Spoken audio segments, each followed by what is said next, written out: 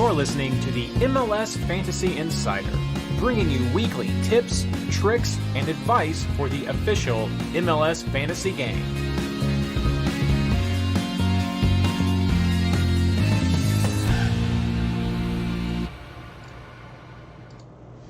All right, hello everyone. Thanks for joining us tonight. Got just a few minutes late. Pretty good for us. Matt had some weird audio problems, and Blayne had a weird problem getting into the Zoom, and so it was all kinds of weird things. Everyone was just saving it for tonight. In a strange turn of positive luck for all of us, for the past 3 weeks, I've been trying to get my internet upgraded over to fiber, and there've been these weird things that have happened that have made that not happen. And they're coming tomorrow, and I've been super excited to be able to upload at gigabit speed. Well, not quite 500 speed. And apparently tonight, a utility worker hit the main line for the fiber and took it down. So had I been on fiber, we would not be having a podcast tonight, or it would be really, really janky. But so good luck there. For sure.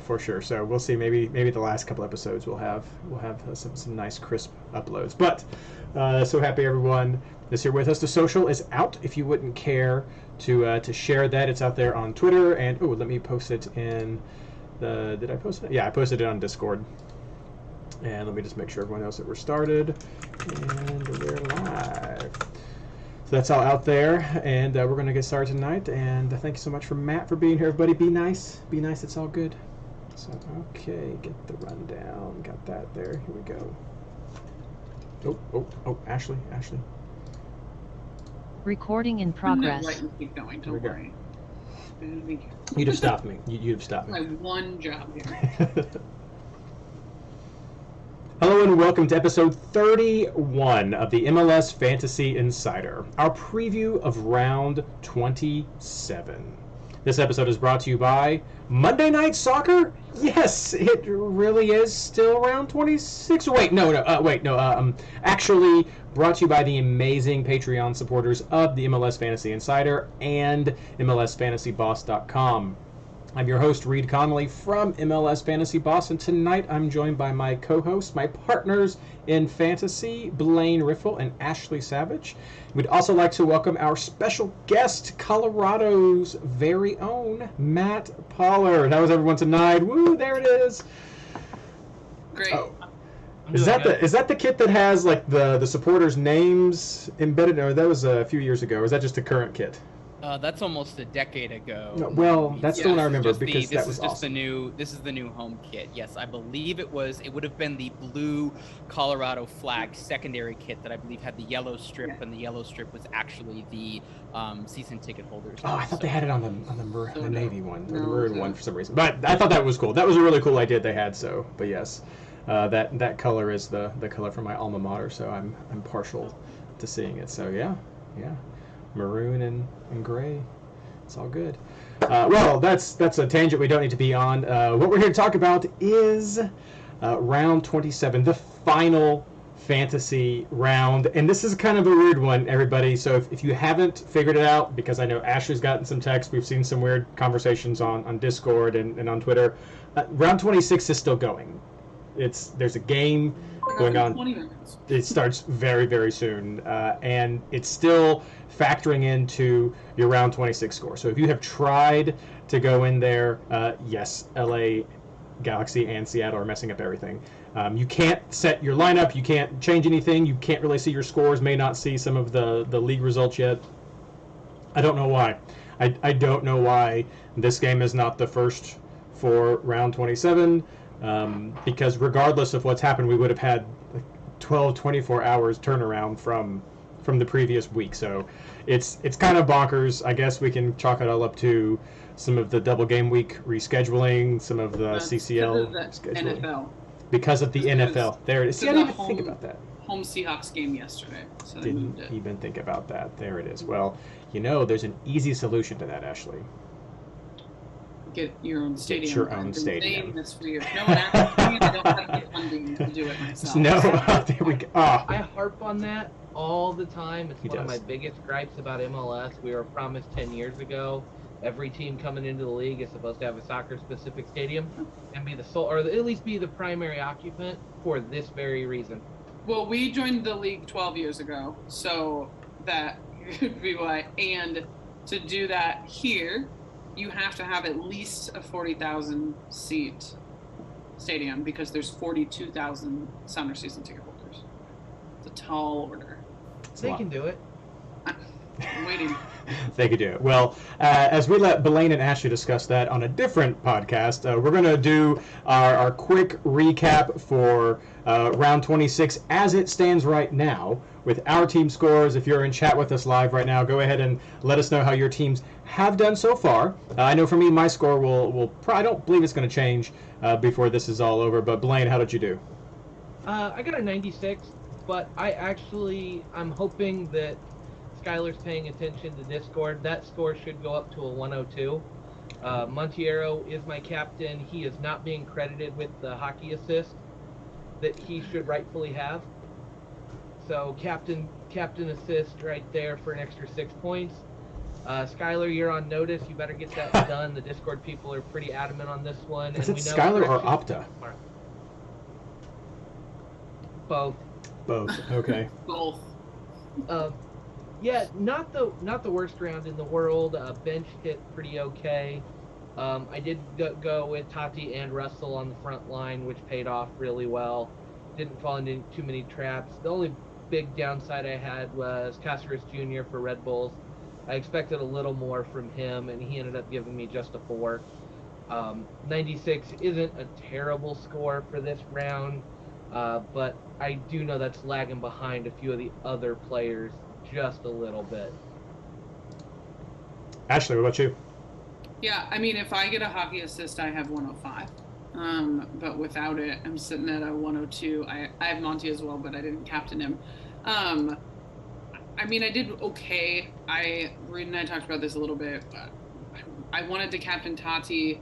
It doesn't usually pay out for me, so I pulled it off of him last minute and captained Barco. Obviously wish I'd kept the captain on Tati.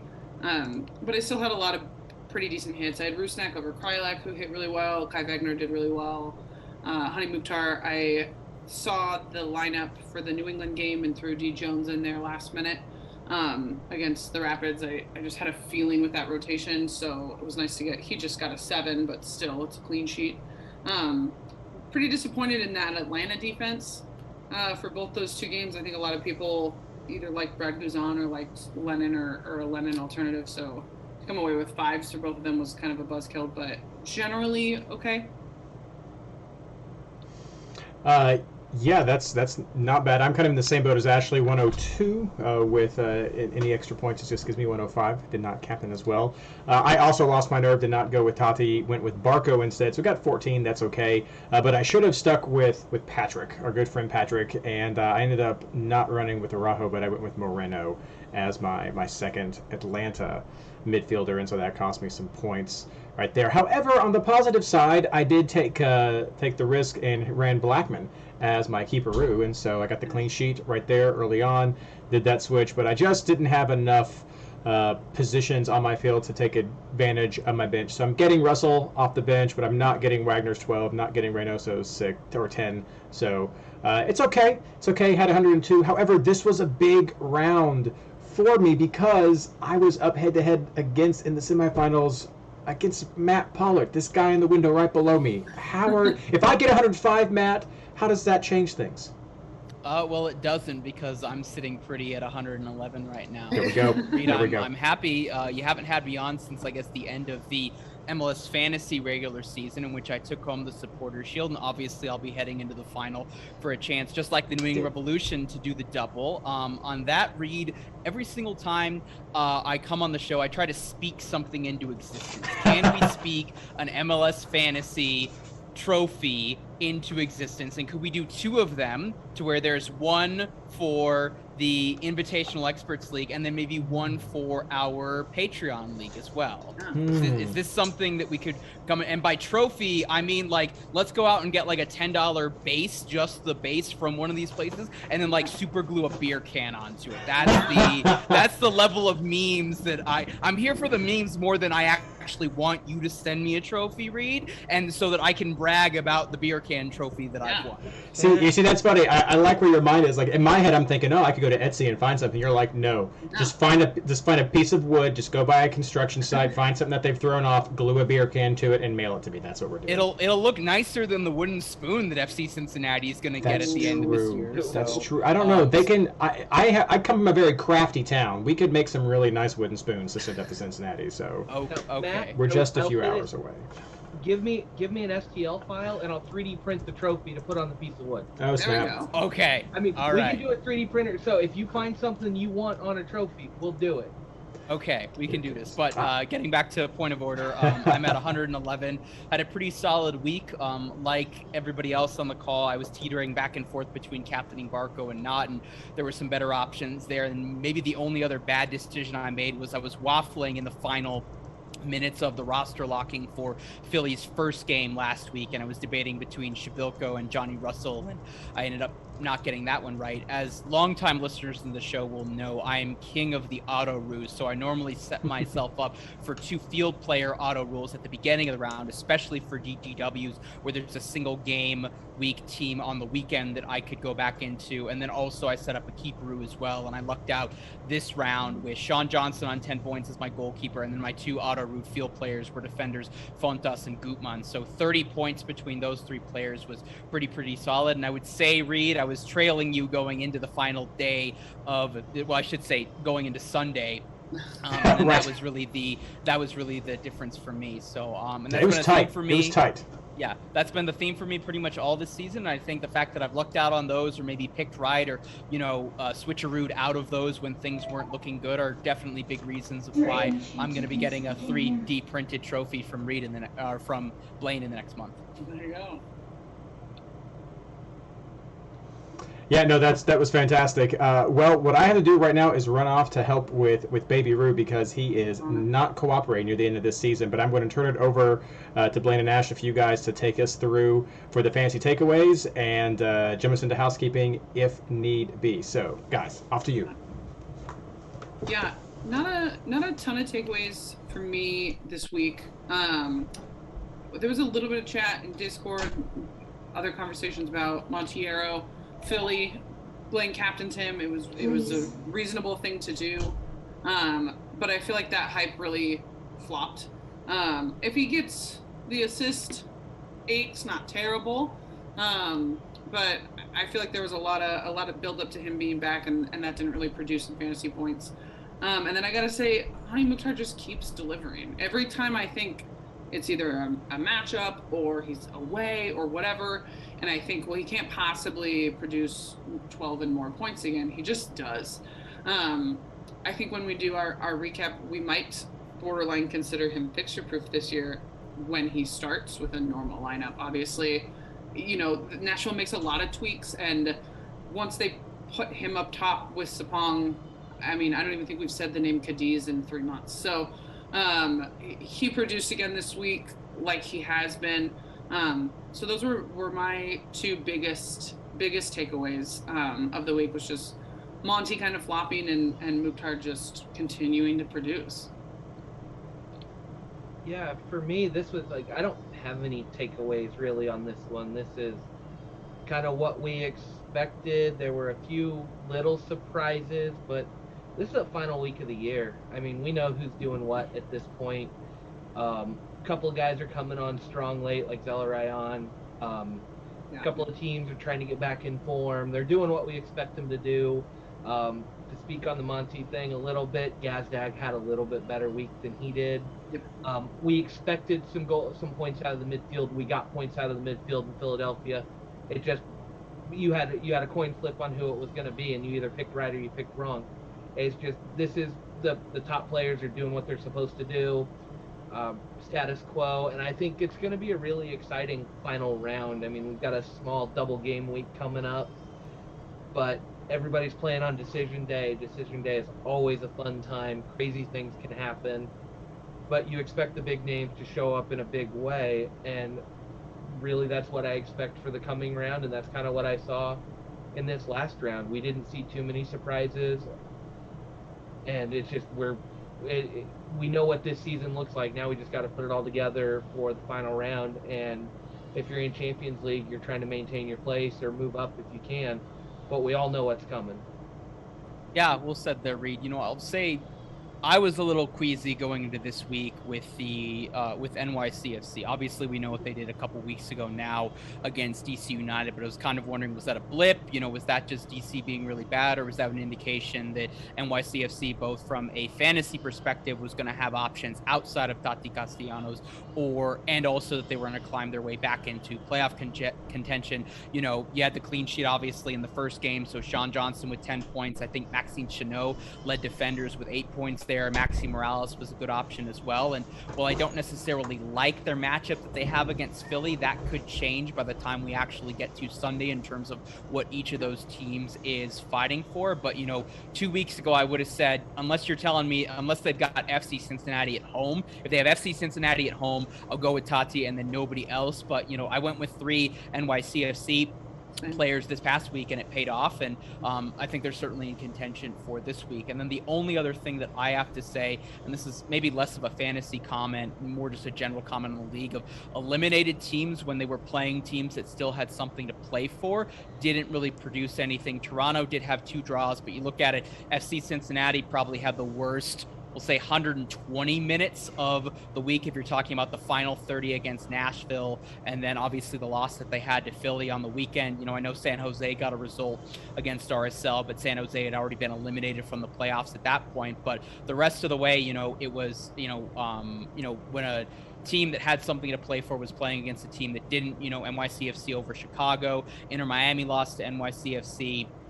There hasn't been the narrative of eliminated teams playing spoilers or having a rallying cry, even on an individual basis level, or knowing that there's going to be a new coach next year, didn't really happen when they were playing against a team that still had something to fight for outside of Toronto.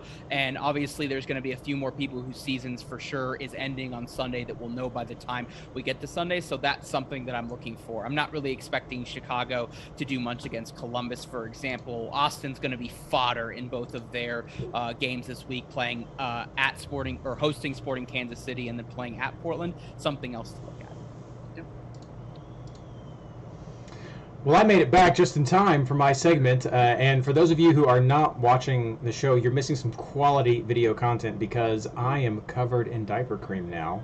My son was not trying to go to sleep; he was fighting a diaper change, and I'm now covered in Desitin. So, yes, You look worse. I've looked worse. I know. Like I said, I've been called worse. I'd look worse. I'm gonna call it war paint for this round. No, I'm just gonna echo quickly what Matt said. Sort of the little bit of the opposite direction is really take a look at those teams who are remaining and have something to play for this round. That's what I was taking away. Is that is, I talked about it last week, that is a big element of this part of the season. And again, 538 has a really great graphic to go through. If you just search 538 MLS, you can find their club soccer predictions. It gives percentages for who will make the playoffs at this point, and they'll be more accurate, of course, as of tomorrow. But you can really see which teams are there on the bubble that you may want to look at, and which teams could, like LAFC is a great one. Quick spoiler: they lose that first game. It's bananas. They make that first game. It's not that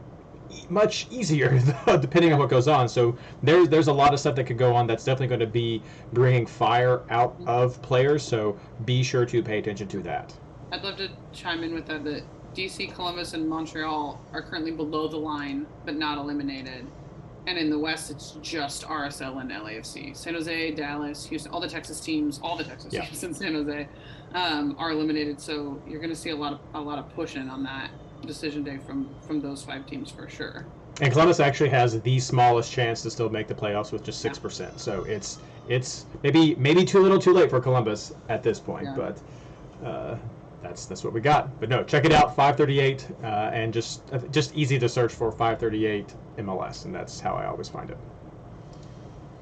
All right, well, let's move on now to our housekeeping segment for round 27.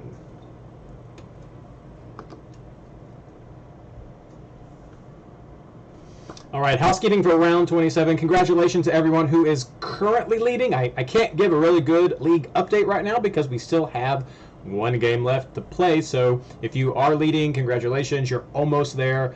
And of course, be sure to tune in next week. This is not our final episode, even though this is the final fantasy round. Next week, I will be having a very short, quick episode going over the winners from the MLS Fantasy Boss network of leagues, as well as the information for our yearly feedback survey, both for the MLS Fantasy game that I will pass on to our connections at MLS Soccer, and for just our program, our project, our community in general. You can provide some feedback, what you like. Maybe you want to see some trophies like Matt's talking about. So more information about that next week. Same fantasy time, same fantasy station, but much, much quicker. Maybe pre-recorded, but we'll see. Except for the head-to-head leagues, I can definitely give a quick update based on what it looks like will happen at this point. It looks like our final, for some reason I still cannot see the Discord league. I don't know why, but if you're about to win or get to the final there, congrats. Over in the Patreon head-to-head, it looks like it's going to be Jason Morris versus Ted Firestone. That's a big Patreon supporter. Head-to-head right there, two of our longtime supporters. That'll be a fun one. And then, as we already mentioned, over in the Invitational, Matt has overcome my early lead in our semifinal game, and it looks like it will be a battle of the Titans for sure. At this point, it looks like it will be Matt versus Skylar, which Matt came in there. He was battling for at least the last third, but maybe even half the season. It was like right there, 1 and 2, back and forth between you and Skylar, and you came in there at the end and secured it. So if you get the shield and the cup this year, it will be well earned. As for the actual round, as we've said and alluded to a couple of times, everything starts on Tuesday, November 2nd. Not only is that election day for some of you, it is also the start of the final round of the 2021 fantasy season. It's crazy and bananas, but that game is going to be LAFC versus Vancouver, and it starts at 10:30 p.m. Eastern Standard Time. Now, as we said, LAFC is a team that's right there on the bubble, and as for Vancouver, they could get top 4. They could. I mean, they're at about a 60% chance of making the playoffs, so much better for Vancouver. LAFC is about 48%, so not horrible, but this is definitely a game where I think we will see people, both of these teams will feel a lot better with 3 points. So this is one of those games we're talking about that has some very relevant real life results and the potential for some great fantasy results as well. So check that out. LAFC versus Vancouver, November 2nd, Tuesday, 10:30 p.m. Eastern Standard Time. As for the rest of the teams, this is a double game week. Like we said, it's a small one, not like the last couple that we've had. But teams that are on a double, we have Austin, New York Red Bulls, Sporting Kansas City, LAFC, Vancouver, Portland, Montreal, Atlanta, and Real Salt Lake. The double home game team that we have is Montreal, and the double away game team that we have is Atlanta. From my quick look, it looks like everybody else is just splitting one home and one away. Everybody else is on a single, and a few of these double guys are already out. So be sure to check out that and see who you may or may not want to play, to bet on, to bet against. But several of these double teams are also right there on the bubble, so the chance is really good for what you could do. Reid, before you Yes. move on, I want to highlight one big thing here. Yes. Red Bulls are playing that front end of the double game week. If they win, both DC and Columbus appear to be eliminated from the playoffs at that point. So that does change the weekend complexion a lot. That's a good point. If Red Bulls lose, DC and Columbus have everything to play for. They can, either one of them could leapfrog, and we're getting into tiebreakers at that point, which I think DC, they're tied on wins. DC holds the tiebreaker over Columbus with goals for, and I don't think that one's going to be in question. Red Bulls are behind on goals for, so if they were to lose and then draw, DC could jump them real easy. Well, Atlanta's going to be in that mix as well because they'd all be on Columbus 47. Jump them as well. But that first game against Red Bull, if you're planning on taking those hungry teams that are looking to make the playoffs, If Red Bulls wins that first game, DC and Columbus both drop off that list. As for teams on a bye, as usual, there are no teams on a bye, but as unusual, we don't usually have double game weeks at the end of the season, and so there is a lot of switcheroo opportunities here. You can definitely look at the LAFC Vancouver game as some of that potential, but we have a Wednesday game as well that has 4 games, so you can take a look there. And then on Sunday, you have teams playing at 3:30 and at 6 o'clock, so you have the ability to preview a lot before getting locked into some of the double game options and some of the single options. So this is a round that definitely has switcheroos and keeperoos and autoroos much more viable than they often can be for the end of the season. So be sure to check that out. I mean, if you're looking for those switches, Dallas is one of the teams that plays near the end. You're probably not going to see a lot. Probably not going to be looking for them at that game. So Dallas is a good place to draw from if you want to have some late switcheroos. If you're looking for early switcheroos, Houston will stay in Texas. That's a team you could pick up if you want to make sure you see a lineup and get some teams locked from Wednesday, so you know you're going to be able to use your bench if you need it. So those are 2 teams to look at for your switcheroo potential. As usual, it's kind of hard to get some of the injury and card news right now. Be sure to head over to MLSFantasyBoss.com/Discord so you can keep in touch with our Discord community and the pinned posts with our mega reference for all this injuries and cards and suspensions, which Blayne may have some updates on that for us. But but Blayne, if you have anything for us, feel free to share it now. The only couple of things we've got, Jimenez for Austin picked up a red card, so he'll miss the first game of the double game week. And then Matt was nice enough to put in there that Keegan Rosenberry is still questionable for Colorado. Other than that, I didn't hear of any big yellow cards. Those aren't updated quite yet. And no major injuries that I saw coming out of MLS this weekend. I mean, Reynoso picked up a knock, but who knows how serious that is, yeah? Yeah. Anything Murin, Matt, that you've heard of? No, I just wanted to mention, Blayne already got Keegan Rosenberry, but I mean, if you're looking for defensive-minded players for Colorado, I would expect William Yarbrough is going to get a number of save bonuses against LAFC if LAFC still has something to play for, and Austin Trusty's been gobbling up people and bonus points left and right. So if you're sad that Keegan Rosenberry isn't going to be there, you've got other options that you should be looking at easily as far as Burgundy defensive boys are concerned. All right, but like I said, to get the latest updates for that, head over to MLSFantasyBoss.com/Discord, and that is the easy way to join our Discord community. It is free. You just have to download the software, and it's a fantastic place to hang out and chat and become a part of not only the game, but of the community that we have throughout the whole year. So head over there and check it out. But now, let's start talking player targets for the final round.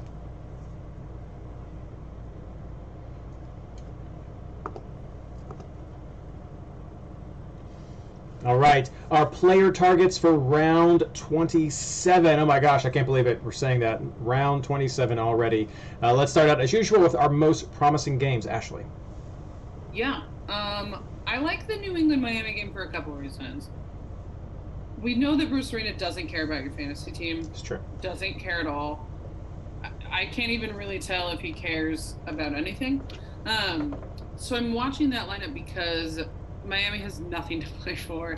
Honestly, New England has nothing to play for either, on the complete opposite end of the spectrum. But a regular New England team against the best Inter Miami team, for me, is fantasy gold. I would expect rotation just based on Bruce's history.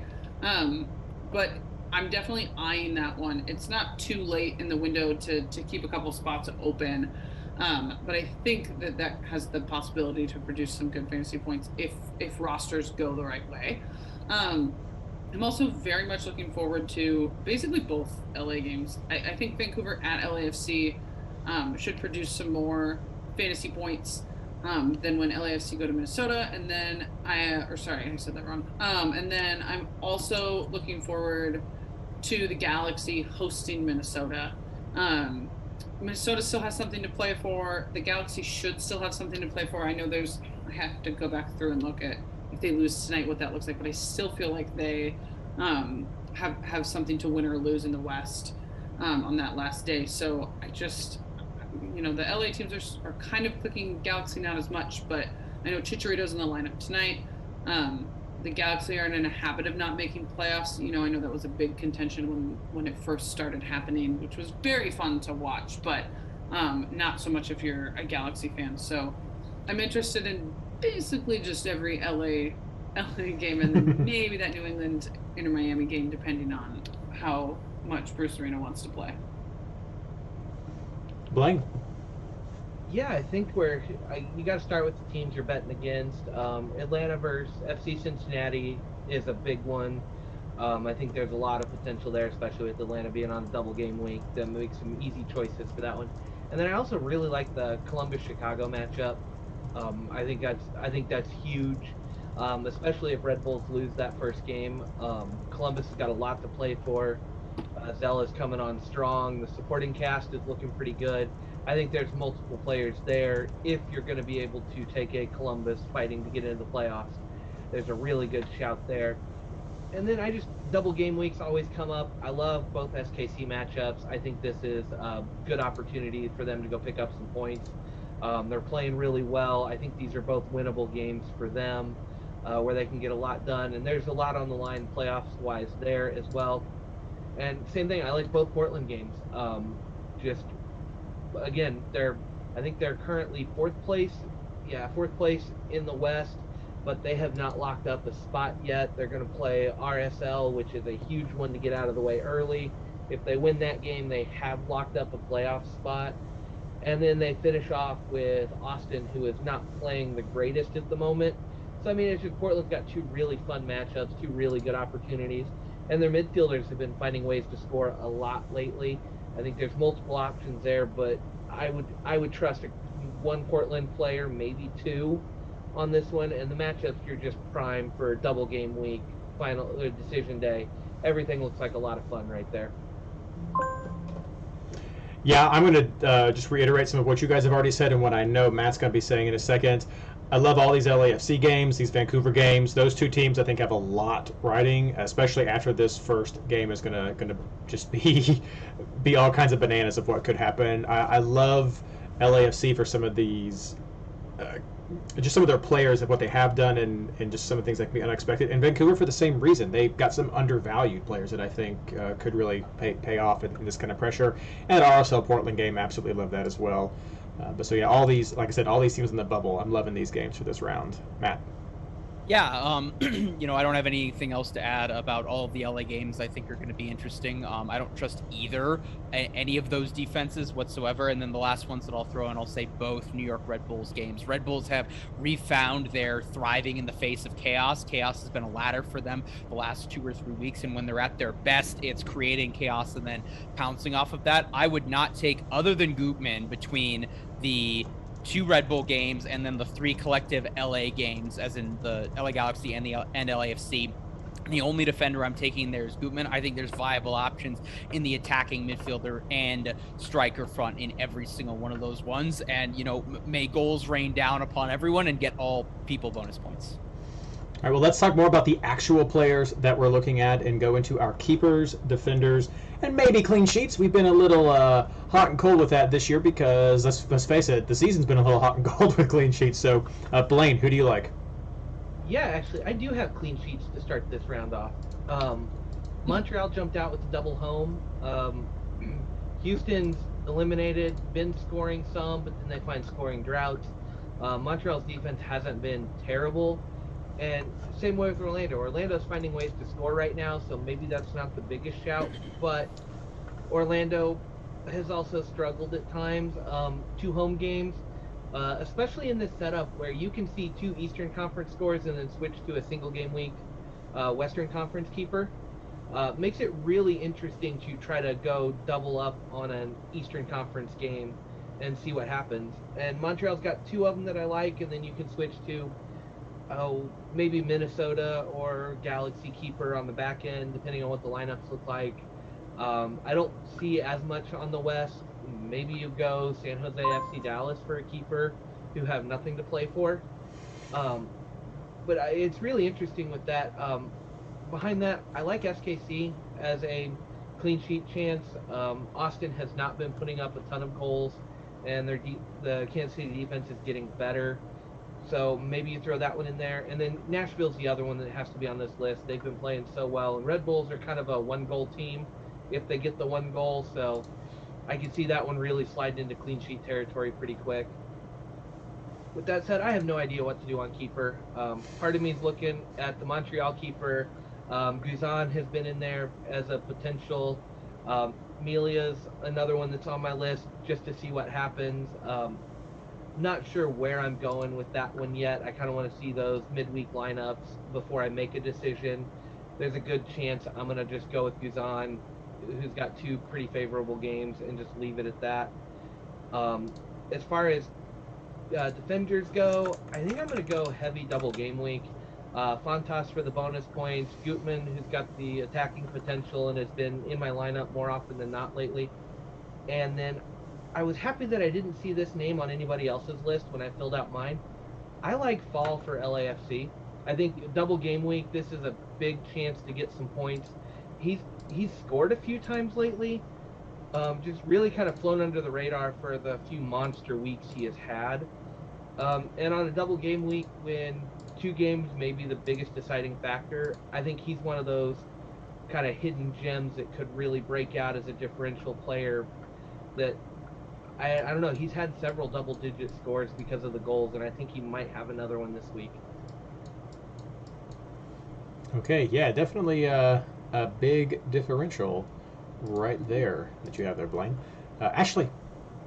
Yeah, I like most of the clean sheets that Blayne referenced. I think Sporting has a good look. Montreal double home, in playoff contention, I think maybe. I like New England lineup dependent. I mean, I feel like I'll be a broken record how many times I'll say that tonight, but very much lineup dependent there for New England. Right now, what I'm leaning towards is putting in Melia just to see how he does. I know it's a road game, but like Blayne said as well, Austin doesn't thrill me as a team that could put up a bunch of goals, but they have been scoring. They haven't been shut out much lately. So I think I'll throw Amelia on my bench, see how he does the first game, and then depending on the New England lineup, throw Matt Turner in there to start if I don't like Amelia's score. I don't love Atlanta 2 road games. They couldn't keep 2 clean sheets at home. I don't have a ton of faith in them to do it on these 2 road games. I think these are favorable matchups, but just based on what they produced, and I know the 1 goal was just like a howler from Guzan, but still, not crazy confident in them this round. And then I like D Jones or Brandon Bye. Again, lineup dependent. I want to throw Lennon in there just for how he's been playing from an offensive standpoint. I love watching him on free kicks.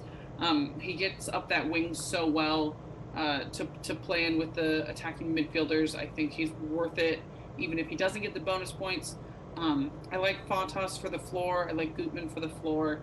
Midfielders didn't really jump out at me this week, anything particular more than kind of these run-of-the-mill kind of chalky picks. But I will echo what Matt said earlier, not to intentionally contradict, but I don't really love any LA defender this week for either of the LA teams. I think that Fall was good 2 months ago. I think that the LAFC defense, Reid had texted me before the Sounders LAFC game, and he said, Sounders defense? And I said, wouldn't go with it. And he said, LAFC defense? And I said, also probably not great. They got a shutout. I was wrong, but I stand by what I said. They switched keepers mid-season. I still don't know his name except for the fact that he has the same name as a defender. That keeper, his hair is insane, so I want to like him, but I just don't have any faith in either of those 2 defenses. So that's not one I'm going to lean towards. I think if you looked at some of the single game week games, there's some better kind of off-the-wall options there. But at the same time, like I said, nothing non-chalky really jumped out at me. I think Montreal defense has been pretty leaky, but I think that could be a decent bench play. But I will agree, I think Nashville, Walker Zimmerman just had a massive week this last week at home against Red Bull. depending on what they have to play for, and then also the fact that, like Blayne said, they score a goal if they score at all. I think Nashville at home could be a decent defensive shout for something that people might not be necessarily looking at. Matt. I've been crap at picking teams for clean sheets this whole season. So the one that maybe people haven't brought up is, maybe Sporting Kansas City. I like both of their matchups this week, obviously. I mean, I was already going to go with Fontas as one of my first center backs anyways, regardless of that, just because of the bonus points and where his floor would be, even if SKC give up 2 goals in each of their games. Maybe Portland, because they're at home against Austin, and I just did some quick math. There's no mathematical way for Portland to be eliminated going into decision day, so they'll have something to play for unless they've already clinched, and even then they're probably fighting for seeding, and maybe that final home game spot with the 3 teams at the top of the West who've already clinched a home playoff game. So maybe you go with Portland, but that roster is going to lock in midweek as well. And then, as I said earlier on in the pod, I think there's a number of options if you're looking for late additions on decision day in terms of teams that are still in it or have something to fight for versus a team that's already been eliminated. So Atlanta obviously is going to be on there for a Brooks Lennon. Maybe Columbus if they're not eliminated. Maybe for some reason Orlando's already secure in their roster or secure in where they're going to finish in the table. So then you go with Montreal, who you already had for DGW. And, like Ashley, I'm going to be hitting the retweet button on the comment that New England, pending what their lineup looks like, given that that's the only truly dead rubber game right now going into decision day. But I don't really love anybody for clean sheets, but Lennon, Fontas, Gutman's going to be a really good option. I might go with Aaron Herrera on my bench for RSL. He's kind of been in this interesting hybrid role where him and Brody in like a back 3, back 5 alternate between who's the right center back and then who's actually in the outside back position. And that's gotten him some more defensive bonus points when he's been a center back in terms of cleaning things up and getting interceptions, but he's still contributing to the team offensively. So I might look at him, but that'll be a bench option. And then if that doesn't end up working midweek, I'll probably switcheroo out of him on decision day. Yeah, you guys have covered a lot of, I think, of great options. A name I'll throw out there, I know Blayne was talking about some of the maneuvering you could do for your keeper. Another option is you could look at Atlanta. If you don't want to go with 3 Atlanta offensive players, or you don't want to go with, say, a Lennon, you could look at Guzan as potentially a keeper. The advantage of the whole defensive unit for Atlanta is you get that 7:30 game on Wednesday away at Red Bull. Probably the least one that you're going to bet on against that. But then on Sunday, you get the 3:30 game at FC Cincinnati, which is a pretty good shot at getting a road clean sheet right there. And that will all wrap up before 6 o'clock, before the rest of those teams lock. So you could get a chance to preview 2 Atlanta games, which you get one of those FC Cincinnati games. That's something you can't say for Sporting Kansas City because they do play in that 6 o'clock block, so you could only preview 1. So Atlanta is one of the better chance clean sheet teams I'll go with because they're playing Cincinnati, that you could preview 2 scores before you have to make that call. And there's some tempting single game week ones. I know. I think probably the 2, I'll just go Colorado, Portland, and San Jose. Those are 3 teams right there who are single game weeks who I think have a decent shot at a clean sheet, or they're a solid backup for your keeperoo right there. San Jose definitely has the ability to do clean sheets. We've seen it, but they're out, so we don't know what's going to happen there against Dallas, which is also out. You guys already mentioned Austin, which is out, but Portland, which is fighting for home field. That's definitely something to look out for. Minnesota, Vancouver, Portland are all fighting for home field in that first game that they have to play. Kansas City is going to get, I guess Kansas City or Seattle, or maybe Colorado. You guys are ridiculous in the West. You're absolutely ridiculous in the West. But Vancouver, Minnesota, and Portland for sure are fighting for that home field advantage game. So there's lots of crazy going on. And like Matt already said, LAFC, depending on what happens this first game, is going to be what you're going to see against Colorado. Great chance for recoveries, for shots blocked. Who knows? Maybe even a PK save. I don't know. It could be bananas. But those are, I think, 3 single game weeks that you could really pivot to if you wanted to go with an Atlanta with a Guzan keeper. if not, Sporting's probably a nice one to look at just because of that Austin game right there. As far as defenders go, again, you guys have covered a lot of them. Gutman is the one I would look at from Red Bulls, but I'm just not sure. I mean, Atlanta has the ability to score. They've got so much, so I worry about Gutman there. And then they go to Nashville, and when you got Mukhtar, those other guys there, I mean, I worry about Red Bulls keeping a clean sheet this week. Now, Gutman is a bonus point producer. He is solid there, so not going to doubt it. But maybe has some other options. Fontas is great. Linden, of course, for the same reasons that I was saying for Guzan. New England, sure. Lineup, we've covered that. Here's a crazy one I'm going to throw out there, and that's Camacho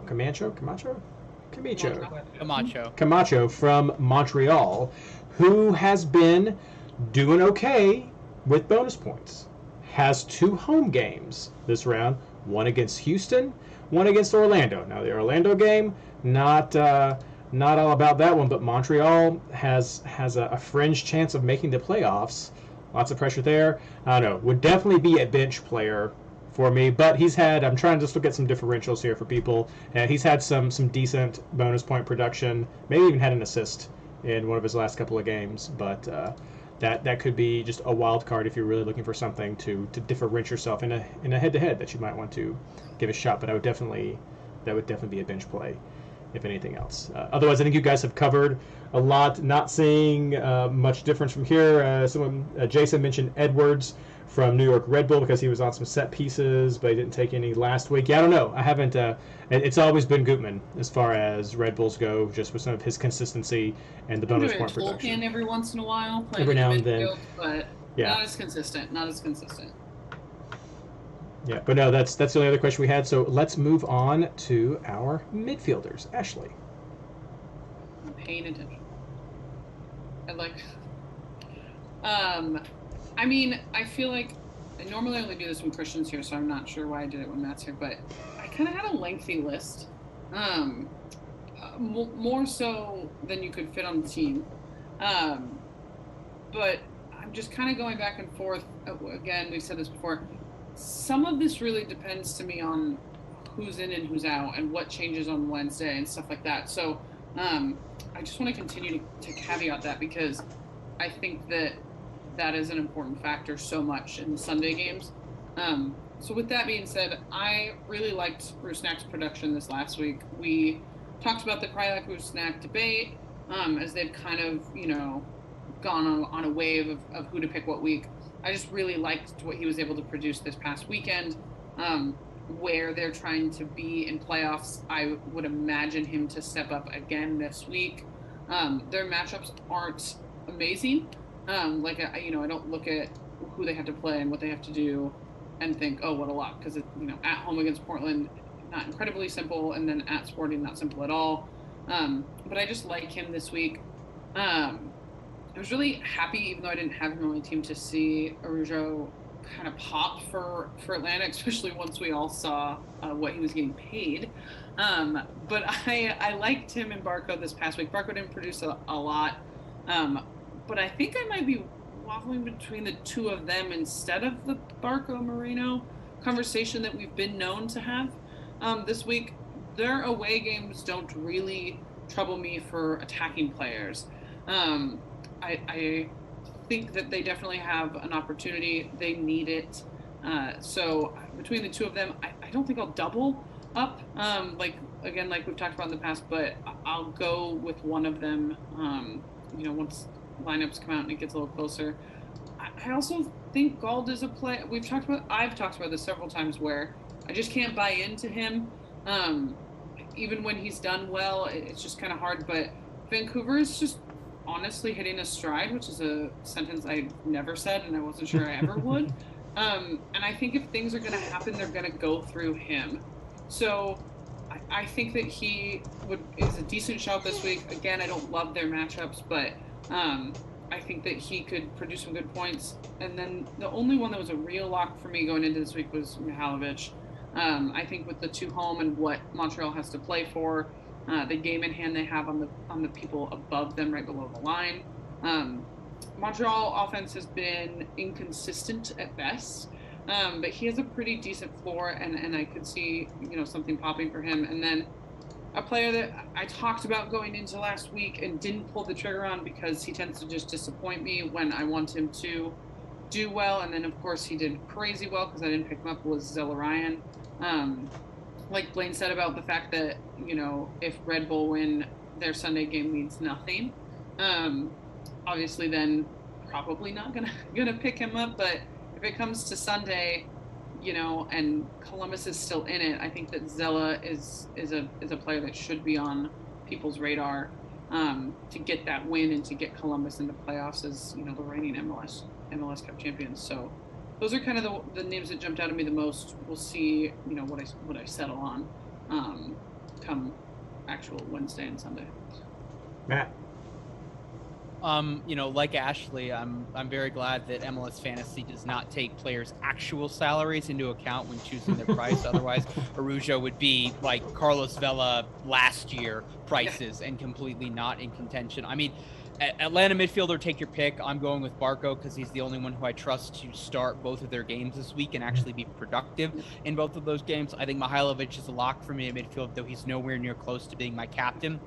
I think it's worth discussing, depending on what happens in the midweek games, to go or switcheroo into Mukhtar. I think at this point, I would agree with the statements from earlier in the episode, that he's pretty much fixture-proof, and playing at home against a team that had a double game week and has to travel on the road for that second game, even if they're still in contention or still fighting for the playoffs. I really still like that. And then I'm eyeing the late night game on Wednesday in terms of Portland and RSL, in terms of what that looks like. I think there's a fair debate to be had about whether or not it's Rusnak or Krylach that you would have. I would not go with both, and the big thing that I'm waiting for is just what happens in the lineup. Is Krylach starting up top, or is he in the midfield? Because if he's starting up top, I like them playing at altitude against Portland's defense, with Portland on the road. If not, I'm just going to go with Rusnak. And then on that note, we've kind of seen the last couple double game weeks. We've seen Giovanni Savarese alternate in and out between Valeri starts one game and then Blanco subs on for him, and then Blanco starts the other and then Valeri subs on for him. I would like Blanco if I had a guarantee from Giovanni Savarese that he was playing 180 minutes. So something to look at, but there are other better options, including but not limited to gold. So that's what I'm looking for from the midfield. But just, I guess, the theme of the night is things are going to change, I think, drastically through those midweek games, depending on who's starting. And then that's massively going to impact the fixtures that we're looking at in terms of the Sunday games and who still has something to play for. Reid, it almost would have been better for us to do two shows this week, one just looking at the DGW midweek teams, and then doing a show on Thursday just looking, because so much stuff is going to change. It feels like it feels like the opening game of the season where we just don't know what the lineups are going to be with each rolling roster that locks us in. But no, for sure. I mean, that's a huge element for this round. Blayne, how do you read it? Yeah, I mean, I've got most of the same names that have been around. I mean, Gald, Mikhailovich, somebody from Atlanta and whatnot. Zella, if they're playing for something. Like, this week seems pretty chalky all the way around. I think we're looking at kind of the same double game week players and the guys who have the best ones. It's surprising not to see Heel's name pop up at this point in the show, just playing Chicago, but I think we're all worried about that rotation as well. And given his injury this year, I could see him playing 45, 60 minutes just to keep him fresh, because they've locked up a bye week. There's going to be an international break. I mean, we're talking 2-3 weeks off. I don't expect Heel to not play, but I expect his minutes to be very limited. The two differentials I have is I am looking at Portland, and because of the rotation with Blanco, he's got an injury. Don't know how much Portland's going to push. And just with the run of form, I really like Asprilla on 2 games. He's been playing really well for Portland, been getting on the score sheet a lot, scored a lot of goals lately. So I don't know. I just kind of like him as a safer option if they're going to try to protect anybody due to injuries. And then just because of the weird run of form, and I don't like the way Austin's lining up, especially missing Jimenez this weekend, I actually like bringing in Kinda from Kansas City this week. Double decent matchups, a lot to play for. I've just got that feeling that He's had a few better weeks recently, and I think he's got another chance at it here with the double.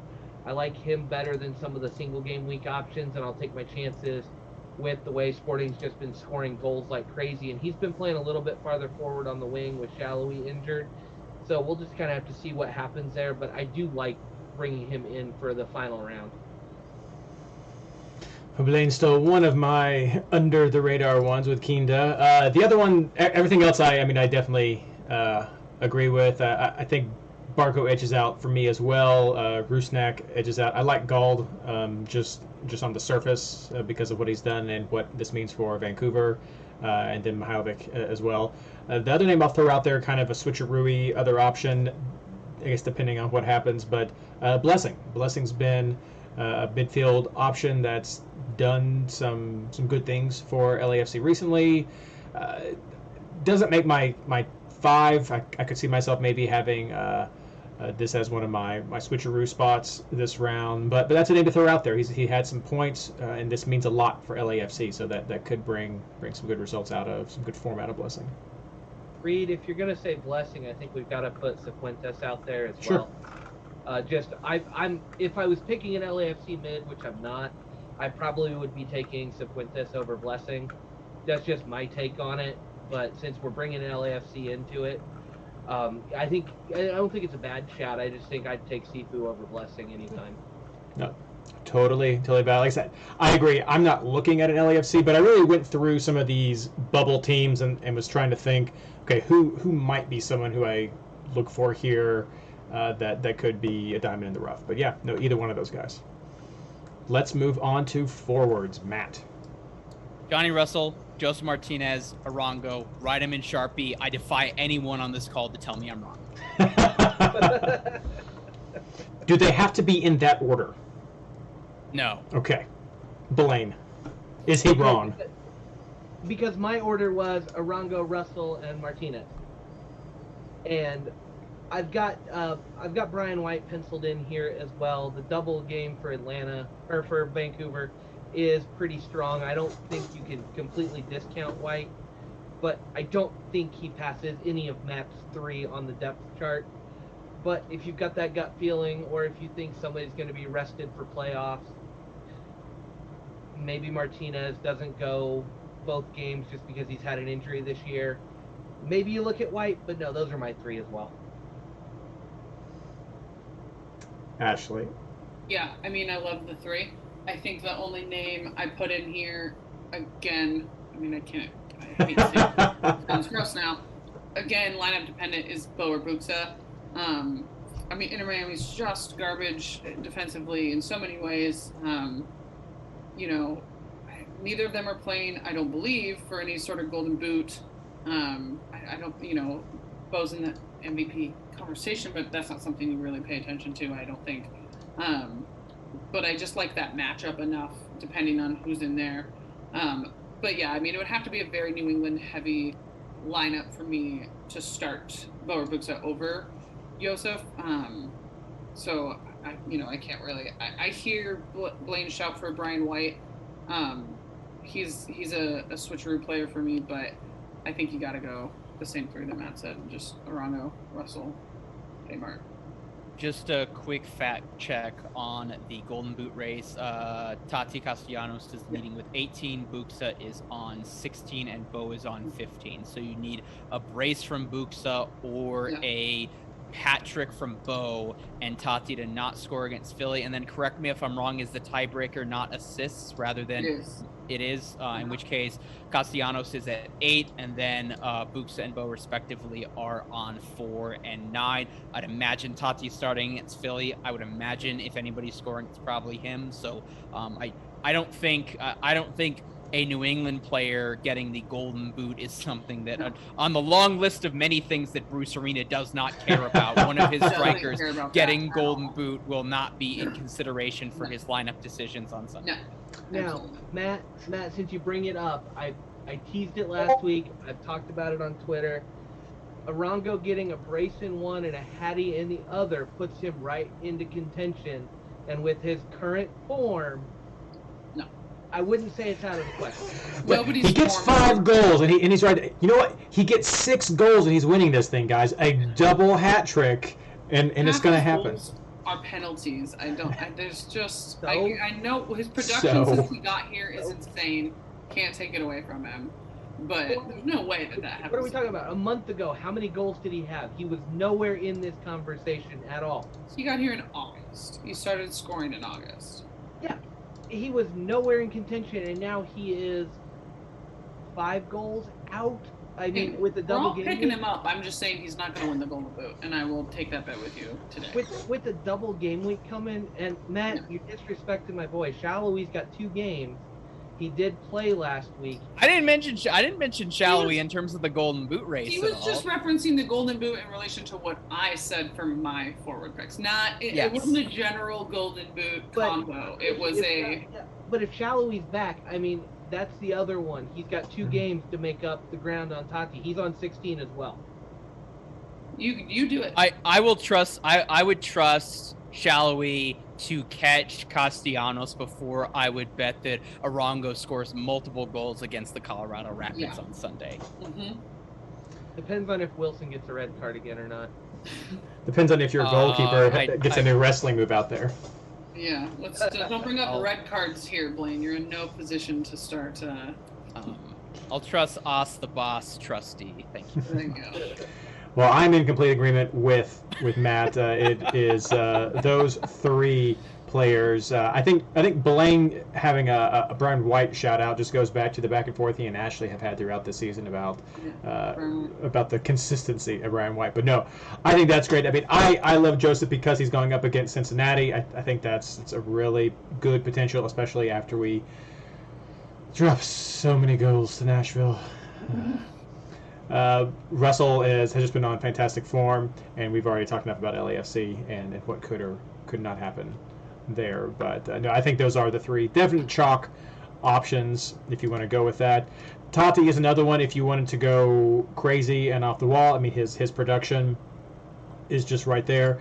Depending on how things go, I mean, you could look to Ola if you wanted to, but I mean, after the 3 I've already mentioned, I really think it dries up quick. If you're not going to go with all 3 of those players that we're looking at, you're probably looking at scrubbing it forward to do something with a switcheroo. So I'm just not sure that this is a time where you want to go away from the chalk. But I mean, someone to get a double hat trick today, so who knows what's going to happen right there. But no, I like that. I like those 3 players.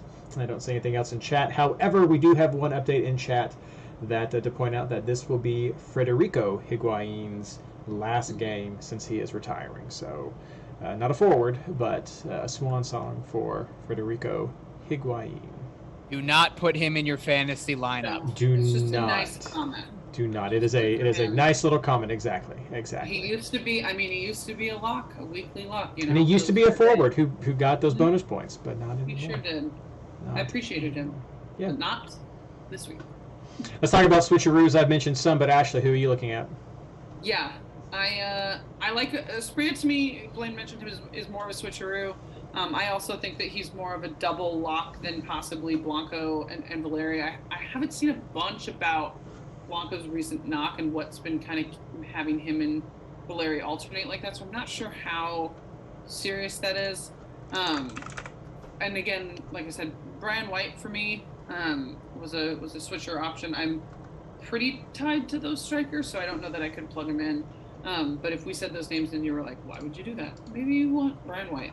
I know he didn't pop for Blayne this week, and Red Bull's offense generally has been not a big fantasy destination, but I do think you could look at Cáceres Jr. or Fabio or Klimala, but again, like we said, with just 3 forward spots, I don't know how you're doing much else.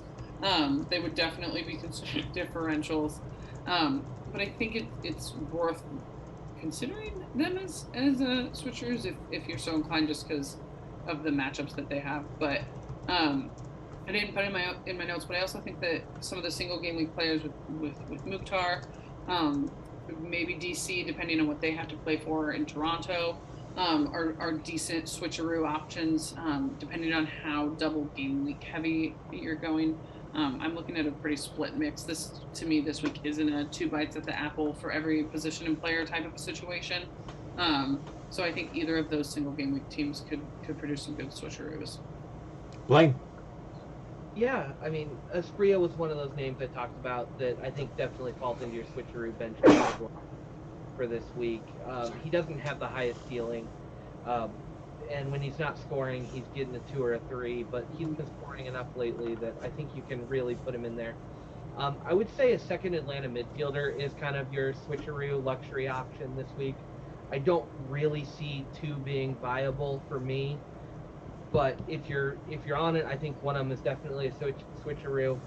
Same with White. I threw him out there as kind of a third forward option if you didn't like the other guys.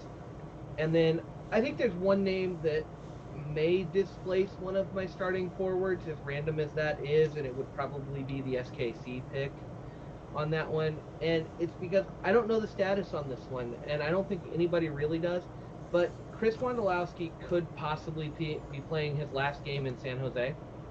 If he chooses to retire, this would be his send-off. Don't know if he's going to retire or not. He talked earlier in the year that he would be coming back, but I fully expect a start from him if this is his last game, and I don't think we can be sleeping on that potential. San Jose and Dallas have nothing to play for. There's no change in the standing other than just pride at this point. And if this is going to be Wando's last game, let him play, let him start. He's going to be hungry just to pad his stats a little bit. He scored last weekend. I know he did.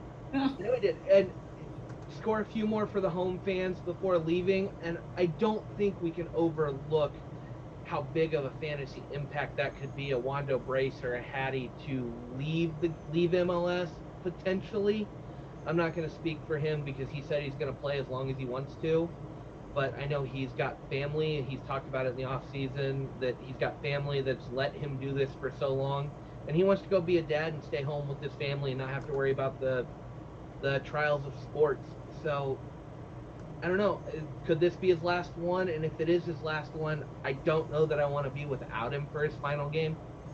I mean, Wando's been just such a huge part of the game. So if he's playing and it's his final game and this is retirement, I kind of want him in there because I think he can take advantage of this Dallas team. Matt? Not much to add that hasn't been previously said. If you're looking at it, I'm looking at matchups on Sunday where there's a team with something to play for against a team that does not have something to play for. If you're looking for the Eastern Conference time slots, it's probably going to be Columbus, New England, and Nashville in some order, and then your best option in terms of Western Conference games are going to be Colorado, and then I'd say certain San Jose players. So that's what I'm going to be looking for. But as we've said, a lot's going to change between now and by the time we get to Sunday with the Eastern Conference games, including but not limited to, it's currently 1-0 to the LA Galaxy on Monday night in the first half. So we'll see. Yeah, good shout-outs. I've already mentioned mine throughout the show, but yes, I'm glad Blayne stuck to his fantasy fiduciary duties and mentioned Wando. And finally, let's wrap things up with our captain picks. Blayne. Yeah, this one's tough for me. The Atlanta times 2 just really sticks out to me, especially with that second one being against Cincinnati. Whoever the midfielder is there could definitely do it. I still like the Arango hype for Golden Boot. I think going with him for the highlight reel plays, multiple goals in one of those games, I think is definitely possible, and could be the highest scoring player of the round. So I think you'd be crazy to not consider Arango at some point this week before they start their first game. And then I was going to do it, but you guys talked about it a little bit. Just because I'm not in Champions League, Frederico Higuain was one of those guys, if he starts, would be a big captain shout for me, just to captain him one more time before he's gone. It's more of a sentimental thing. I'm not in Champions League, so who cares? But he's been such a huge part of this game that I can't. It sucks that we don't get to captain him one more time. I mean, I hoped he had done more in Miami and everything. And it's just, I don't know, he had an 8-10 point game and a 13 or a 15 point game in the last few weeks. When he's gotten to start, he's played halfway decent. It's just against a heavily rotated New England squad, makes a lot of sense. If New England comes out looking just to make a statement and play their guys, it doesn't make a lot of sense. But I was going to talk about him here because it is his last game, and I kind of expect him to start for his last game. And maybe I just do it for the memes on it, because why not? I'm not in Champions League. It doesn't matter to me. Matt. Atlanta TBD for me. It's probably going to be Barker or Joseph Martinez. I'm probably going to wait for the lineup to see, are both of them starting? And then is there something that's going on in the Red Bulls midfield that's going to have a favorable advantage, one or the other? You couldn't really go wrong with either. So it's going to be one of those two. I think what Blayne said about Arango is fair, but I'm looking at Atlanta, just haven't decided who yet. Ashley. I'm kind of the exact switch opposite of Matt, where I think I want to go Arango, but I think that Atlanta is a great other option. I'm not totally sold on Arango, but that's where I went instinctively, not because I think he's going to get the Golden Boot, but because I think he has a chance to put some goals up. And they need to win, and if they're going to score, it seems to come through. He contributes in some way. But I think that Barco or Joseph or whomever from Atlanta, as long as it's not Lennon, I think is a great captain shout. So I might end up going back to that. One thing, we'll talk about this in our recap, but one thing that has kind of killed me this year is I feel like I haven't been bold enough in my captain picks. Like, even if I haven't picked a chalky team, I tend to pick a chalky captain, and that's not really like me, but it has been this season. So I kind of want to do something this last week that I think will work, but that I also think isn't something everyone else is going to do. So we'll see. Yeah, I'm really wondering, Ashley, if Blayne's the only one who's doing this Golden Boot hype. So, but I mean, like Matt said, sometimes if we just speak it into existence, that's what it is. He's trying really hard. Watch how dumb we all would feel come Sunday if Arango pulls it out. That would laugh at, like, could you imagine? And if Blayne captains him, which he won't because he's doing that, it'd be a total Spencer. That's what it would be. Michael Barrios is going to score 13 goals on Sunday to win the Golden Boot, purely despite Reid. Yeah. He will be in my team every round if that happens in 2022. Every round. That'll change the tide finally. And every episode I'll be like, it could happen again. It could happen again. I believe. As for me, I'm looking at Atlanta, leaning towards Barco right now, and that's probably where I'll put it. But again, I like Atlanta mostly because of that FC Cincinnati game, and I think they have a good shot at doing to them what Nashville did last week. So I'm looking at Barco right now as my primary one. Nothing else coming from chat. So thank you so much, everyone, for joining us tonight. This is the final round, but as I said, we'll be back for 2 more episodes. A quick one next week, and then the longer one when we do our proper recap. So be on the lookout for the survey to get some feedback to us for what you want to hear us talk about. And let's wrap everything else up with the plugs. Blayne. Yeah, plugs. I hadn't thought this far ahead, but yeah. Every week. It's the last thing. Every week. Yeah. Oh, every week, yeah. Just a huge shout out to Matt. I'm glad you're back here for the last week of the round. I do owe you a 6-pack of beer.